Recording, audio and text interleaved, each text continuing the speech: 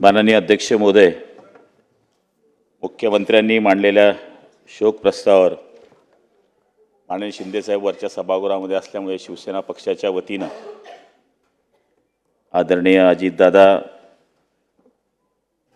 आदरणीय स्वरूप सिंग नाईक, आदरणीय शालिनीताई, आदरणीय राजजी पुरोहित, गंगाधरजी पटणे, निळकंठजी फालक, विश्वासजी नांदेकर, रूपलेखा डोरे यांना मी आपल्यातर्फे आपल्या सभागृहाच्या तर्फे श्रद्धांजली अर्पण करतो।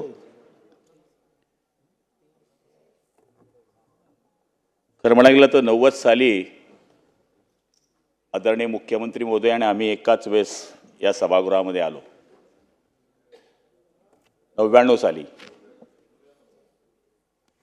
आणि त्यावेळेस शिवसेना भाजपचे कार्यकर्ते म्हणजे एक सर्वसाधारण परिस्थितीतून किंवा आमच्यासारखे तर लोकवर्गणीतून त्यावेळेस आमदार म्हणून या सभागृहामध्ये आले।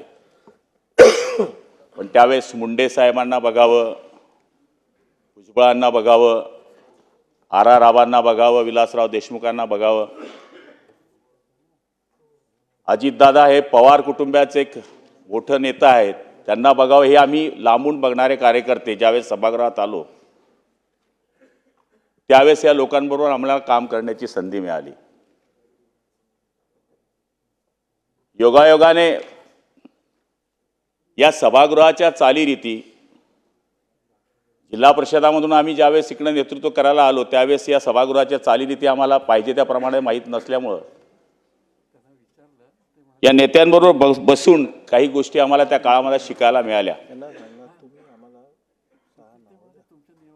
आज एवढंच म्हणावं लागेल की मंत्रालयामध्ये ज्यावेळेस मी मंत्री झालो, राज्यमंत्री आदरणीय देवेंद्र भाऊ त्यावेळेस मुख्यमंत्रीच होते। ज्यावेळेस मी सभागृहावर त्याच्या पहिले भाषण करत होतो, मला दादाने एक वेळेस बोलून सांगितलं, अरे तुझा आवाज कसा आहे रे गुलाब, एवढा भसाड्या आवाज। म्हणजे आवाजाच्या बाबतीत ते नेहमी सांगायचे तुला लाऊडस्पीकरची गरज नाही। आता तर मी त्यांच्याबरोबर जवळपास वेगळ्या वेगळ्या भूमिकेमध्ये त्यांच्या जशा बदलल्या तसे आम्ही त्यांच्याबरोबर होतो। आदरणीय उद्धवजींचं सरकार आलं त्यावेळेस त्यांच्याबरोबर मंत्रिमंडळामध्ये होतो। नंतर आदरणीय शिंदे साहेब आणि आता देवाभाऊ। पण माझं तर एवढंच म्हणणं आहे की मंत्रालयातला हा पुजारी गेला, शेतकऱ्यांना विकासाचा प्रसाद देणारा हा व्यक्ती, बहुजनांचा नेता, आमच्यासारख्या मंत्र्याला जर वेळ दिली की 3 वाजता तुमची बैठक येतं, आम्हाला 2:45 जाऊन बसावं लागायचं।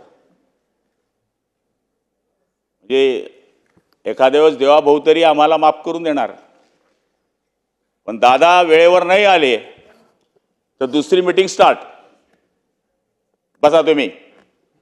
त्यांची बोलण्याची सिस्टीम मला आठवतं की ज्यावेळेस वंदनीय शिवसेना प्रमुखांचं दुःखद निधन झालं त्यावेळेस 35 लाख लोक हे दादरला शिवसेना भवनापर्यंत पासून तर मातोश्रीपर्यंत जी भावना महाराष्ट्राची देशाची होती त्यावेळेस हे 2-3 लोकांचे नेते जर आपण पाहिले, मुंडे साहेब असतील, आबा असतील, त्याच्यानंतर आज अजितदादा गेल्यानंतर त्या माणसाचा पक्षाशी संबंध नसेल, तो शेतकरी असेल, तो मजूर असेल, पण दादा हा माझा घरचा गेलाय अशी भावना मला महाराष्ट्रामध्ये किंवा माझ्या विभागामध्ये बघायला मिळाली। गावागावाचे सरपंच, गावागावाचे लोक कोणकोणत्या विचाराचे याचा विचार केला नाही, पण दादा हा शेतकऱ्यांचा माणूस गेला, शेतीतला, मातीतला, बांधावरचा माणूस गेला, ही भावना जनतेमध्ये होती। खुनशी राजकारण हे नेहमी खेळलं जातं असं म्हणतात आणि आम्ही बघतोय, एखाद्याला संपवायचं तर संपवायचं अशा पद्धतीचं राजकारण आपण बघतो। ग्रामपातळीवर,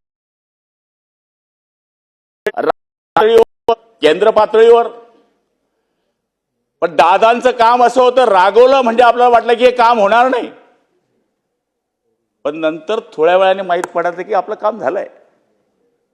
असे 2-3 प्रसंगी माझ्या आयुष्यातले पाहिले. आम्हाला आठवतं की डार्क झोन करता दादा आपणच गेलो. डार्क झोनमध्ये काही गाव होते, काही थोडे पैसे आम्हाला लागणार होते, आम्ही दोघं गेलो, दोघं मंत्री होतो. नाही म्हटलं भेटणार नाही तुम्हाला पैसे, काय संबंध आहे तुम्हाला पैसे द्यायचा, आपल्याला त्यांचा नाही. दुसऱ्या दिवशी आम्हाला निरोप पाठवला दोघांना.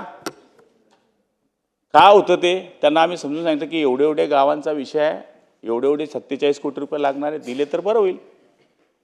लगेच काम केलं. त्यांचं रागवणं म्हणजे काम करणं असं आमच्या मनात तरी वाटायचं. पाण्याचा विषय आला, आता पाण्याच्या वेळेस आता पैसे मिळत नव्हते. मी माननीय मुख्यमंत्री महोदयांना विनंती केली की आम्हाला आता जे बजेटची तरतूद आहे त्याच्यामधून काहीशी पैसे मिळाले तर आम्ही पैसे देऊ शकू. मुख्यमंत्री महोदय म्हणले मी दादांना सांगतो. दादा हो नाही म्हणणार, पण मग आम्हाला एरंडोली करायची लागली तर मग देवा भाऊ किंवा शिंदे साहेब यांच्या थ्रू आम्हाला त्यांच्याकडे जावं लागायचं, पण काम व्हायचं. मला तरी असं वाटतं की नवीन आमदारांना खरी शिस्त लावणारे आमदार मंत्री महोदय किंवा आमदार दादानी जर आम्हाला जी कंपल्सरी सेटिंग दिलेली असती, दादा जर बसलेले असले आपण जर गायब असलो तर निरोप आला समजावं. मला तरी असं वाटतं की या सभागृहाचा हेडमास्टर गेला, त्यांनी सगळ्या विद्यार्थ्यांवर लक्ष ठेवावं. जसे हेडमास्टरचं काम असते तसे आमचे दादा हे सगळ्यांवर लक्ष ठेवायचे. कोण काय बोलतोय त्याच्यावर लक्ष ठेवायचे. त्याचं काम करायचं असलं तर त्यांची एक पद्धत असायची. एक छोटासा कागद त्याच्यावर टाईप करून दिलं, कोणत्याही मंत्र्याकडे कोणताही काम असलं की आपल्याकडे चिठ्ठी आली समजावी. जे छोट्या छोट्या माणसापर्यंत काम करायचे. माझे भाऊ वारले त्यावेळेस ते माझ्या घरी आले होते आणि मी एकदम गल्लीत राहतो, म्हणजे गावात अगदी अडचणीच्या ठिकाणी मी आजही राहतो. मग ते म्हणले तू इथे कसा राहतो. त्यांनी विचारलं माझ्या भाऊ तू काय करतो, म्हणलं शेती करतो. मुलाला विचारलं, म्हणले काय करतो, म्हणले झेडपी म्हणून त्यांनी डोक्याला हात लावला, म्हणजे हा धंदा कुठून पकडला. म्हणजे सांगायचा अर्थ असा आहे की दादा हा माणूस हा कुटुंबातला एक माणूस गेला असं आम्हाला वाटतं. प्रत्येकाला जायचं आहे. जीवनाचं सगळ्यात शेवटचं सत्य हे मृत्यूलोक आहे. हा कोणाला सुटणार नाही आहे, ना राजाला ना रंकला सुटणार आहे. आपल्याला जायचंच आहे, पण असा दादा होणे नाही. गल्लीतले दादा हे नावाला असतात, पण अधिकाऱ्यांवर दबंगगिरी करून माजलेल्या अधिकाऱ्याला थंड बॉल कसं करायचं आहे हे करण्याची जी ताकद होती खऱ्या त्या दादात होती.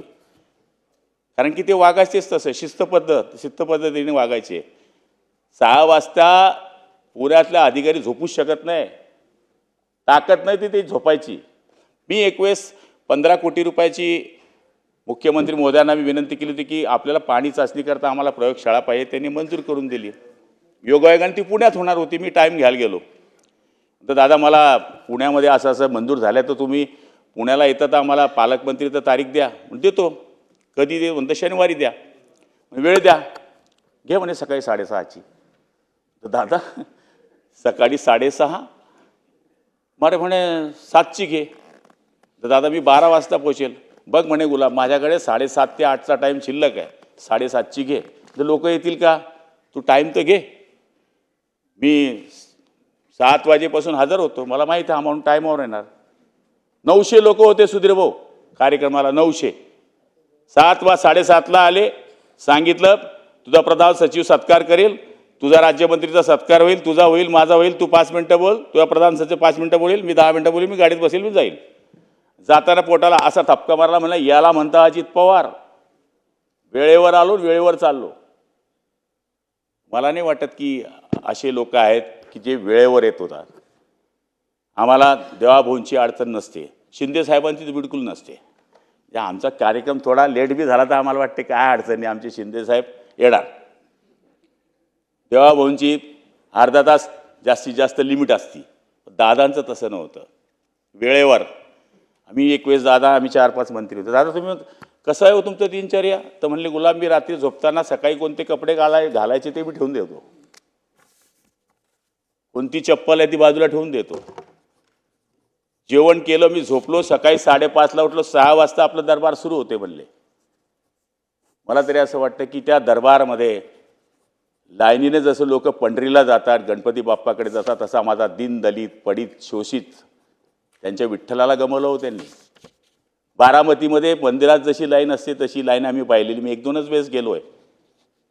पण मला तरी असं वाटतं की शरद पवार साहेबांकडनं जे गुण त्यांनी घेतले, वेळेवर चालणे, लोकांची कामं करणे, छोट्या छोट्या माणसाला ओळखणे. आजही पवारसाहेब ज्यावेळेस आले होते, मुक्ताईनगरमधला एक त्यांचा कार्यकर्ता नावानिशी खाली बसलेला, त्याला उठून वरती स्टेजवर बोलवलं.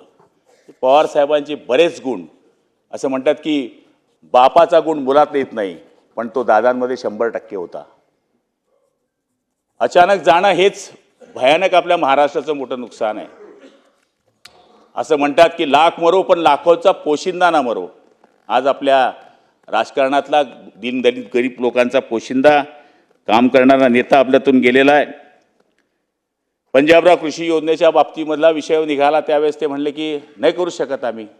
कसं काय देणार? म्हणजे 1 लाख ते 3 लाखपर्यंत व्याज माफ असं आपण म्हणायचो. ते म्हणलं नाही करू शकत. त्यांना आम्ही सांगितलं तुमच्या बँकेने तर कधीच सुरू केलं आहे म्हणलं हे. त्यांचे हे लक्षात आणून दिल्यानंतर मग ती योजना आपल्या महाराष्ट्रामध्ये लागू झाली. एबीपी माझा, उघडा डोळे बघा नीट.